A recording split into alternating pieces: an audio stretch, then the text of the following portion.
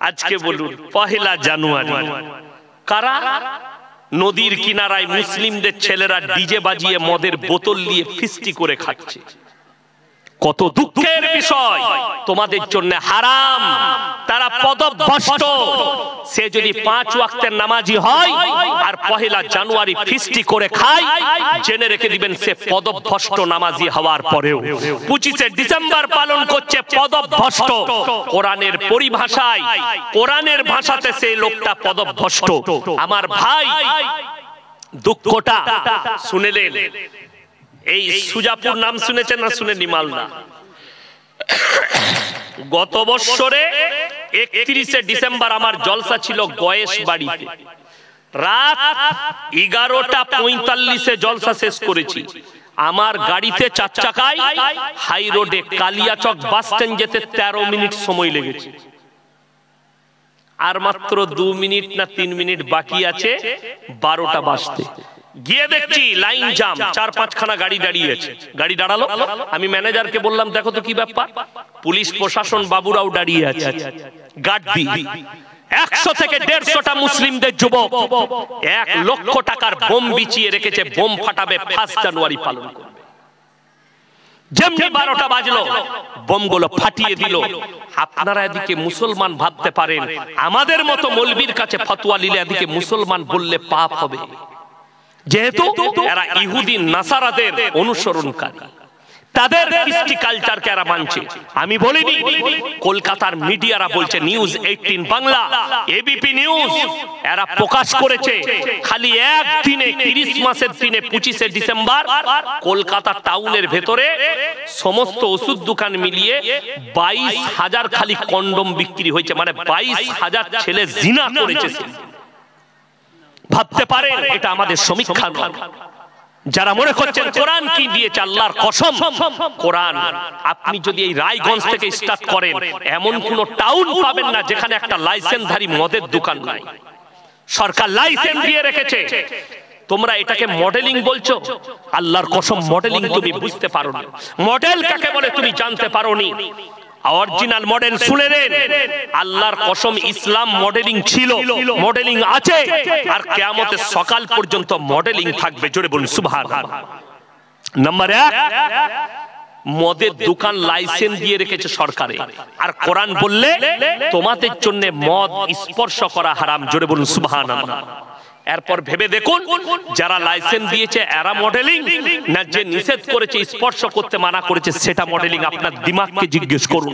Number 2, আল্লাহ তাআলা কোরআনে স্পষ্ট ভাষায় বললেন, ওয়ালা তাকরাবুজ জিনা ইন্নাহু কানা ফাহিশা ওয়া সাআ সাবিলা। ব্যভিচার করা তো অনেক দূরের কথা, যে রাস্তায় ব্যভিচার হয় সেই রাস্তার ধারে পাশে তোমরা যাতায়াত করবে না। অবাক হবেন, আমার বাড়ি দিল্লি রোডের উপরে, Kolkata two Delhi road NH2 এর উপরে আমার বাড়ি। এক বাড়ি পানাগড় বেস থেকে 6 থেকে 10 থেকে 12 কিলোমিটারের মাথায় আমার গ্রাম, রোডের উপরে। দুদিকে গ্রাম, মধ্যখানে হাইওয়ে রোড। 4,500 থেকে 5,000 বসতির গ্রাম, সব মুসলিম আল্লাহর কৃপায়। একটাই মসজিদ আছে। আমার রোড ধরে যদি পুরুলিয়া ডিস্ট্রিক্ট যাই, যেতে গেলে ধানবাদ কিংবা পুরুলিয়া ডিস্ট্রিক্ট আসানসোল টাউন পার করতে হয়। পুরুলিয়া যেতে গেলে ব্রিজটার নাম হচ্ছে দামোদরের উপরে ডিজেল ঘর ব্রিজ। আর টাউনের ভেতর দিয়ে গেলে একটা জায়গার নাম হচ্ছে লচিপুর, নিয়ামতপুর লচিপুর। সেখানে দেহ ব্যবসার আড্ডাখানা আছে রোডের উপরে।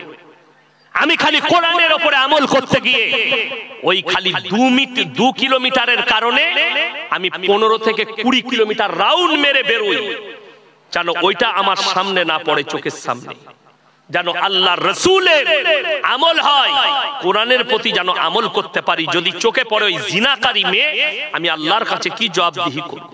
আমার নফস যদি দেখে বলে দেয় একবার যে এই নারীটার সঙ্গে জিনা করলে ভালো হতো, আমি আল্লাহর কাছে কি জবাবদিহি করব?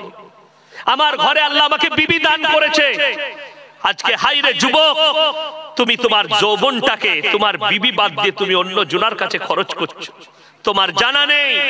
আল্লাহ তাআলা কোরআনে বললেন, যারা মুমিন হবে তারা সর্বপ্রথম নিজের লজ্জা স্থানের হেফাজত করবে। এটা কোরআন 18 পারা প্রথম পৃষ্ঠা আল্লাহ তাআলা বলেছে। তুমি বলে দাও, নারী হোক কিংবা পুরুষ, তোমার যৌবনটা আল্লাহ দান করেছে, এই যৌবনটা হেফাজত করো। এই যৌবনের হকদার নারী, একটা নারীর যৌবনের হেফাজত করা এই জন্য দায়িত্ব। তার যৌবনটার একমাত্র হকদার তার স্বামী। একটা পুরুষ তার যৌবনটার একমাত্র হকদার তার বিবি। তুমি যদি অন্য জায়গায় খরচ করো, তুমি জবাব দিতে পারবে না। আল্লাহর হাবিব সাল্লাল্লাহু আলাইহি সাল্লামের সামনে একজন বেঈমান কলমা পড়েছে, আপনার চোখ দিয়ে পানি পড়বে। নবীজিকে বললেন, ইয়া রাসূলুল্লাহ, আমি তো মুসলমান হয়েছি, কালমা পড়েছি, কিন্তু আমি একটা কাজ ছাড়তে পারবো না। নবীজি বললেন, কি? বলে, প্রত্যেকদিন ৩-৪টা মেয়ের সঙ্গে আমাকে জিনা করতে হবে। হযরত ওমর ফারুক রাদিয়াল্লাহু তাআলা তলোয়ার টেনে বার করেছেন, ইয়া রাসূলুল্লাহ, আপনি হুকুম দেন, আপনার সামনে এত বড় কথা, গর্দনটাকে দুটুকরো করে দিই। নবীজি বললেন, ওমর বসে যাও, বসে যাও। তার মাথায় হাত দিয়ে বললেন, শোনো, তোমার মায়ের সঙ্গে যদি কেউ জিনা করে, ইয়া রাসূলুল্লাহ, আমি শেষ বিন্দু রক্ত থাকতে আমি তার সঙ্গে যুদ্ধ করব। তোমার বিটির সঙ্গে যদি কেউ জিনা করে, ইয়া রাসূলুল্লাহ, আমার জীবন থাকতে ছুতে পারবে না। তোমার বিবির সঙ্গে যদি কেউ জিনা করে, ইয়া রাসূলুল্লাহ, আমার জান কুরবান আমার বিবির জন্য। নবীজি বললেন, তুমি যার সাথে জিনা করবে সে কারো মা, তা না হলে কারো বিবি, তা না হলে কারো বিটি, তা না হলে কারো বোন। সেই সাহাবী হাউ হাউ করে কাঁদলেন আর নবীজিকে জড়িয়ে বললেন, ইয়া রাসূলুল্লাহ, আমি জীবনে আর ওর ধারে পাশে যাব না। জোরে বলুন সুবহানাল্লাহ। এটা ছিল রাসূল সাল্লাল্লাহু আলাইহি সাল্লামের সাহাবীদের আখলাক। আজকে বেঈমান কাফেররা এই মোবাইল খুলবেন, অনেক পুরুষ মানুষ তাদের যৌবন হারাচ্ছে এই মোবাইল দ্বারা। যে ছেলেরা, যে যুবকরা বিবাহের আগে পর্নোগ্রাফিতে লিপ্ত হচ্ছ, যারা হস্তবৈথনে লিপ্ত হয়েছ, জেনে রেখে দাও, বিবাহের পরে তাদের দাম্পত্য জীবন সুখী হতে পারে না। ওই জন্য ইসলামে আছে, উপযুক্ত বয়স হলে বাবা মা দায়িত্ব হচ্ছে তার সন্তানের বিবাহ দেওয়া। কিন্তু আজকে আমাদের টেন্ডেন্সি দাঁড়িয়েছে, আমার ছেলে নিজের পায়ে না দাঁড়ানো পর্যন্ত বিয়ে দেবো না। আর যখন বিয়ে দিচ্ছে পায়ে দাঁড়িয়ে যাচ্ছে, কিন্তু বিয়ের পরে তার আর বাচ্চা হবার লাইন নাই। বড় কষ্টের বিষয়। আমার মুসলমান ভাই, উপযুক্ত বয়স, রুজির মালিক সকলে বলুন কে? আল্লাহ। তাহলে রুজির মালিক যদি আল্লাহ হয়, তাহলে আপনি ভরসা করুন, আপনার সন্তানের বিয়ে দিবেন, যে বিবি আসবে তোমার ঘরে, যে মেয়েটা বউ হয়ে আসবে, সে নিজের রুজি মেপে তোমার ঘরে আসবে, তুমি খাওয়াবে না। আমি যেদিনে ফারেক হয়, যে বছরে আমার বিয়ে হয়, আমার বর্তমান টাউনে খাগড়াগড় মাদ্রাসায় আমার বেতন ছিল ২৫০০। কত বললাম? ২৫০০। আমার আব্বাজি বলল, শোনো, আমি বললাম ১ বছর পরে করব। বললেন, না, করে নাও। যে আসবে তোমার বিবি হয়ে, রুজি আল্লাহ মাপবে। বিশ্বাস করুন, বিয়ে করেছি সেই দিনে যে বরকতটা ছিল, আজকে সেই বরকতটাই আছে। এখনো পর্যন্ত বুঝতে পারিনি যে বরকত বিয়ের দিনে পেয়েছি, বিয়ের দিন থেকে আজকের রাত পর্যন্ত একই বরকত পেয়েছি। কেন? আল্লাহর উপরে বিশ্বাস আর ইয়াকিন। কেন? সে নিজের রুজি মেপে এসেছে। পেটের সন্তান কোরআন শুনেলেন, ওয়ালা তাকুলু আওলাদাকুম খাশিয়াতা ইমলা নাহনু নারযুকুহুম ওয়া ইয়াকুম। দরিদ্রতার ভয়ে তোমরা পেটের সন্তানকে কতল করো না। কেন? যে আসবে ভূমিষ্ঠ হবে, রুজি মেপে আসবে সে নিজে। ওই জন্য তোমরা এখানে হাত লাগিয়ে নিজের বর্বরতা করো না। আমার ভাই শুনেলেন, নবীজি সাল্লাল্লাহু আলাইহি সাল্লামের হাদিস, আখরি জামানায় বর্বরতার যুগের পাপগুলো মডেলিং হয়ে ফিরে আসবে। আজকে ফিরে এসেছে মডেলিং হয়ে। ভারত সরকার সুপ্রিম কোর্ট রায় দিয়েছে সমকামী লিগেল হিন্দুস্তানে। ভারত সরকার সুপ্রিম কোর্ট রায় দিয়েছে পরকীয়া লিগেল। কিন্তু আল্লাহর কসম, কিয়ামত পর্যন্ত ইসলামে হারাম থাকবে। দেশের কানুন ঠিক আছে, কিন্তু আমি ইসলাম বিরোধী কানুন আমি মেনে নিতে পারবো না, যেটাতে শরীয়তে আঘাত আনবে, যেটাতে ইসলামে আঘাত আনবে। এই পাপ কবেকার? লূত নবীর কওমের পাপ। নবীজি জামানার নয়, লূত নবীর কওমের পাপ। শুনেলেন, পৃথিবীর শ্রেষ্ঠ মুফতি তাকি উসমানী, 1 মাস আগে একটা প্রোগ্রাম হয়েছে, পৃথিবীর স্কলাররা সবাই ছিল সেখানে। পাকিস্তানে ভারতের একজন ছিলেন ডাক্তার জাকির নায়েক, মুফতি তাকি উসমানী, মুফতি তারিক মাসুদ, মুফতি আপনার তারিক জামিল, এরকম বড় বড় স্কলাররা ছিলেন। সেখানে মুফতি তাকি উসমানী বলেছেন মারাত্মক কথা, কিয়ামত से पहले पूरे दुनिया में आलम में हराम औलादों से भर जाएंगे। এর যে ব্যাখ্যা করেছে সবারই চোখে পানি। তিনি যে ব্যাখ্যা করেছেন, আজকে দেখুন আমি জলসা করতে এসেছি, আমাকে যদি ইনারা জিজ্ঞেস করেন আপনি কে, আমি আমার বাপের নাম বলবো না মায়ের? কথা বলে বাপের। আমি যদি ইনাকে জিজ্ঞেস করি আপনি কে, ইনি বাপের নাম বলবে না মায়ের? বাপের নাম। বাবা যদি মারা যায় তাও বলবে আমি মৃত অমুকের ছেলে, ঠিক কি না? তাও বাপের পরিচয় দিবে। কেন? আপনাদের এখানে ছাগল আছে না নাই? আচ্ছা, ছাগলের ছানা হলে পাঁটার ছানা বলেন না ছাগলের? কথা বলে ছাগলের। গায়ের বাচ্চা হলে ষাঁড়ের বাচ্চা বলি না, গায়ের বাচ্চা। কেন? শুনেলেন আল্লাহ তাআলা ইনসানের যে পরিচয় ঘটিয়েছেন ওটা বাপের দ্বারা, আর জানোয়ারের পরিচয় ঘটিয়েছেন ওটা মায়ের দ্বারা। এর ব্যাখ্যা আছে লম্বা।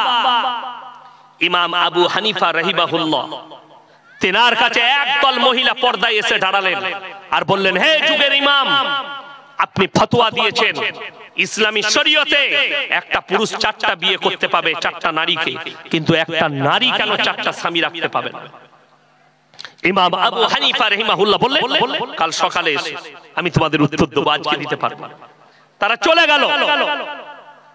ইমাম আবু হানিফা রাহিমাহুল্লাহ চিন্তিত হলেন, আমি উত্তর কি দেব, এর উত্তর কি আছে? তিনি উত্তর খুঁজতে লাগলেন। বাড়িতে এসে খানা খেতে বসেছেন রাত্রে, পেরেশানির হালতে আছে। তিনার মেয়ে জিজ্ঞেস করছে, আব্বু আপনি খানা খাচ্ছেন কিন্তু আপনি চিন্তিত আছেন, টেনশনে আছেন। বললে, মা মহিলারা একটা প্রশ্ন করেছে, আমি উত্তর দিতে পারি। কি প্রশ্ন? এই প্রশ্ন।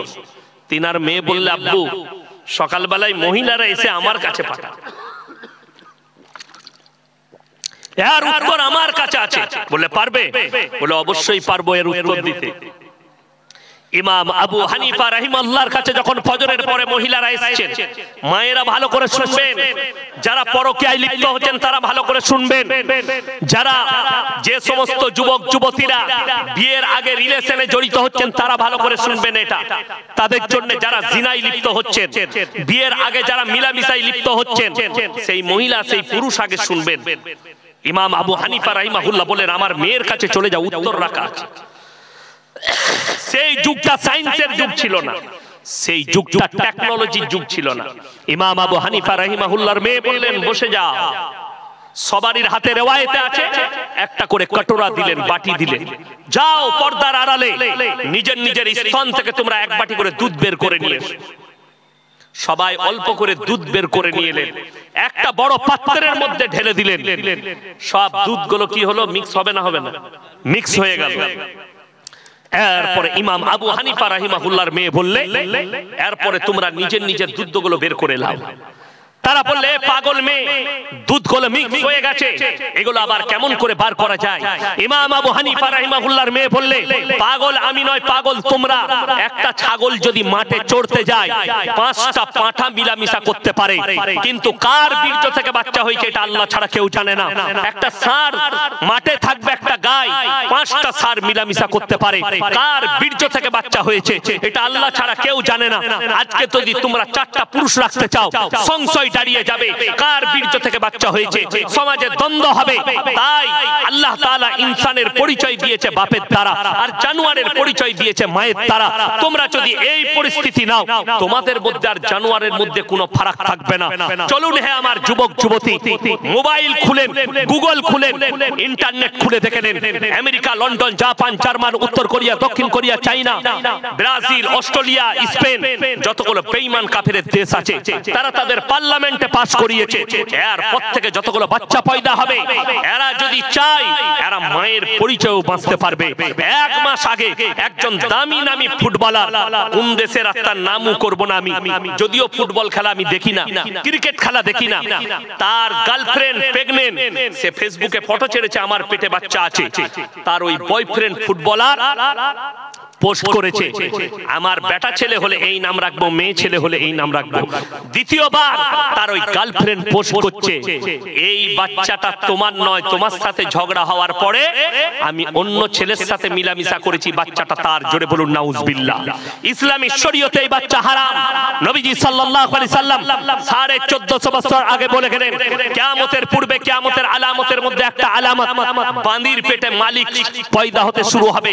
আপনারা জানেন না, ভারতের একজন আর্টিস্ট, মুসলিমদের আর্টিস্ট, যদিও তার নাম উচ্চারণ করব না, করলে আমার নামে সিবিআই নোটিশ চলে আসবে, আমার নামে কেস হবে, আমার নামে কেস বানানো হবে, ওই জন্য তার নাম উচ্চারণ করব না। তার একটা বাচ্চা বাঁদির পেটে পয়দা হয়েছে, তার বীর্যকে ঢেলে দিয়ে। শুনে রেখে দেন, ইসলামী শরীয়তে এই বাচ্চা হারাম, এই বাচ্চা নাজায়েজ। ইসলাম স্বীকৃতি কিয়ামত পর্যন্ত দিবে না। আজকে মুসলমানের কাছে সবথেকে যেটা প্রবলেম এসে দাঁড়িয়েছে সেটা হচ্ছে পরকিয়া। দ্বিতীয় নম্বর, লোকের বউকে নিয়ে পালিয়ে গিয়ে ঘর করা। অনেকজন মনে করেছে মৌলবীকে কে জিজ্ঞেস করবে। তোমার জানা নেই কোন মৌলবী, কোন আলেম, কোন হুজুর কেউ যদি লোকের বউকে নিয়ে পালিয়ে আসে, জেনে শুনে যদি বিয়ে পড়ায়, এই মৌলবীর জাহান্নামে যাওয়া থেকে কেউ রুখতে পারবে না। এটা রেখে রেখে দিবেন জেনে শুনে। আর কেউ যদি মৌলবীর কাছে চুরি করে মৌলবীকে ধোঁকা দিয়ে কাজ করে থাকেন, সেই লোকের জান্নাতে যাবার রাস্তা নাই। যে এক নম্বর, সে একটা ইলমওয়ালা আলেমকে ধোঁকা দিয়েছে। কেন?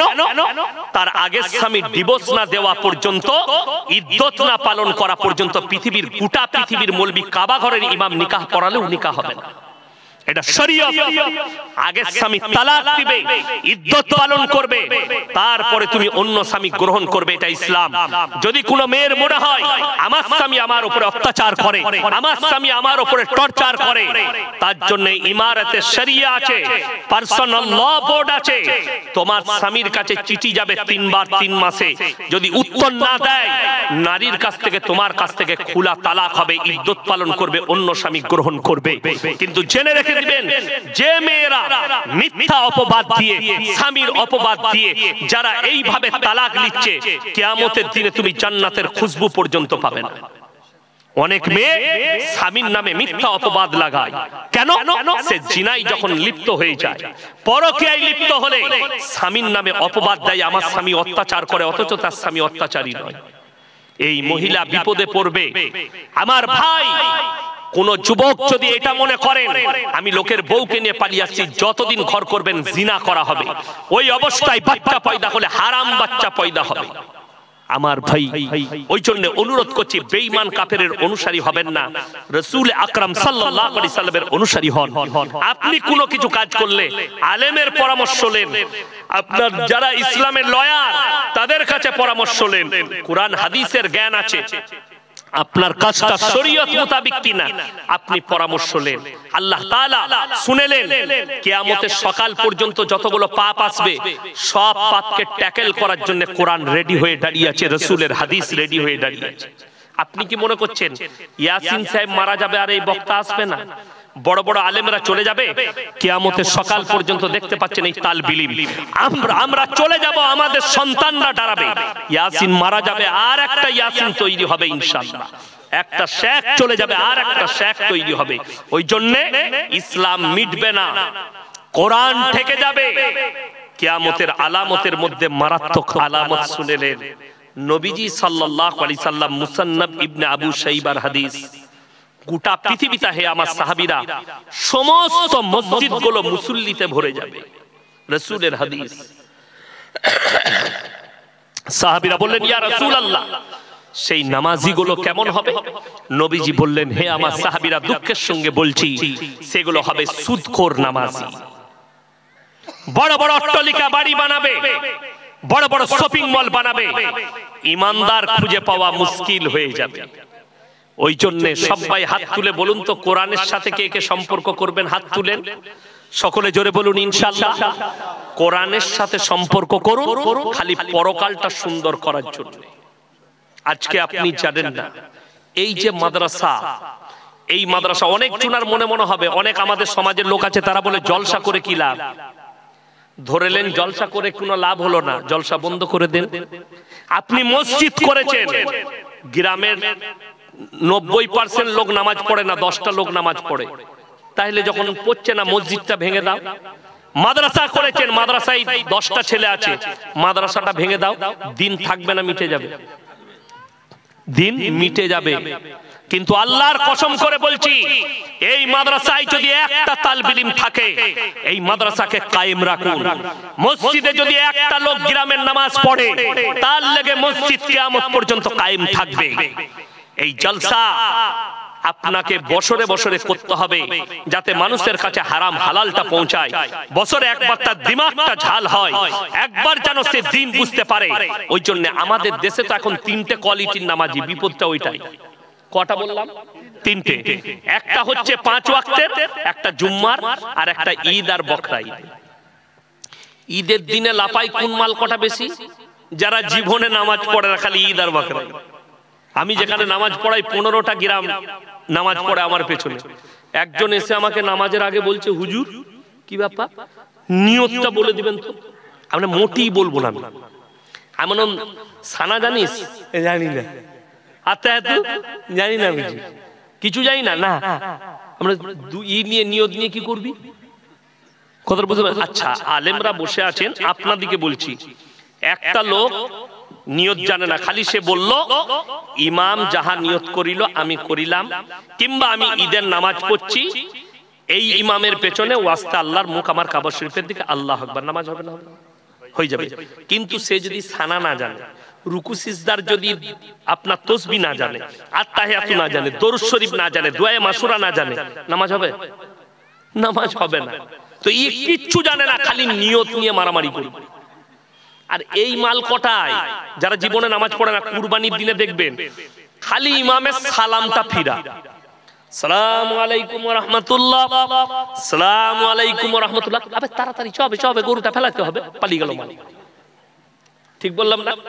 এ খুতবা ফুতবা কিছু শুনবেন, আর কিচ্ছু প্রয়োজন নাই, ইয়ার খালি মাংস খাওয়া প্রয়োজন।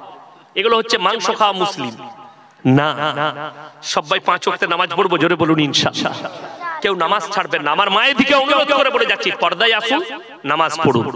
সন্তান, যে বাচ্চারা মাধ্যমিক পরীক্ষা দিবে, যতদিন না স্কুল খুলছে, এই গ্রামের বাচ্চা দিকে বলছি, মা দিকে বাবাকে বলছি, আপনি সকালে মাদ্রাসায় পাঠিয়ে দেন বাচ্চাগুলো।